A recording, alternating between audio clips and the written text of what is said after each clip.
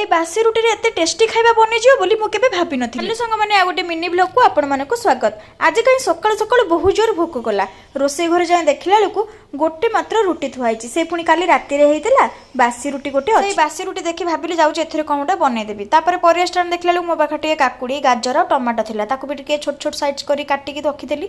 ताक सब काटला परे मोर मन पड़ी गला मु कहनी ना एथरे आ गोटे जिंस पकेले बहुत भल लागियो सेथिले सांग सांग बाहरी पड़ी पळी आसली मार्केट ए मार्केट तो रूम पाखरे आ से जिनसटा मो पाखरे नथिला सरी जाइतिला मु सांग सांग पहुंच गली जाई दुकान ने तेबेले भी अंडा पई आसे मु ए दुकान रु ही निए काहे हम रूम रु ए दुकानटा पाख सेठू अंडा नहीं आसली आ एठी अंडा गोटे भी अच्छी 6 टंका 50 पैसा।